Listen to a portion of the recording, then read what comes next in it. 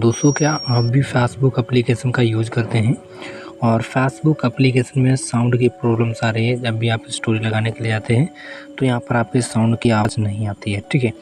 तो स्टोरी की आवाज़ नहीं आती है, तो इस प्रॉब्लम को कैसे ठीक करेंगे आज की वीडियो में आपको बताने वाला हूँ।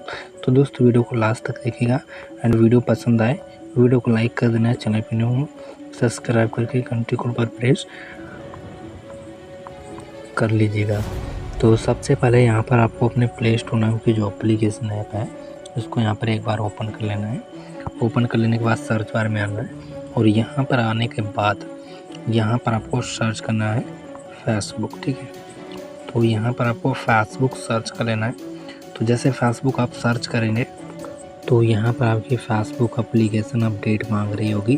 तो सिंपल सा आपको करना है क्या, लेटेस्ट वर्जन में आपको अपनी एप्लीकेशन को कर लेना है, क्योंकि यहाँ पर जो भी आप अपडेट नहीं करते हैं और एप्लीकेशन रहती है ओल्डर वर्जन में, और जो भी नए अपडेट होते हैं वो मिस हो जाते हैं जब आप अपने एप्लीकेशन को लेटेस्ट वर्जन में नहीं करते हैं। तो अपडेट वाले ऑप्शन पर आपको क्लिक करना है एंड एप्लीकेशन को अपडेट कर लेना है।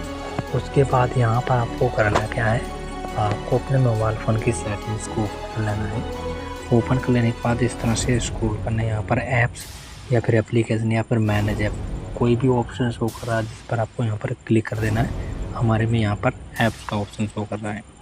अब यहाँ पर आपकी फेसबुक एप्लीकेशन देखने को मिलेगी, इस पर क्लिक कर देना है।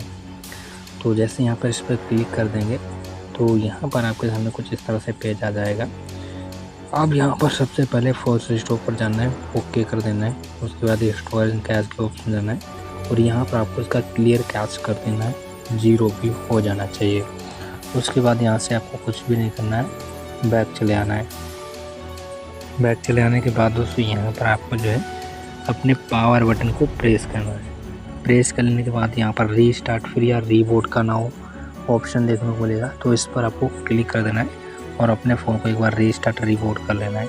जैसे कर लेंगे तो दोस्तों दोबारा से ये वाली प्रॉब्लम आपको देखने को नहीं मिलेगी।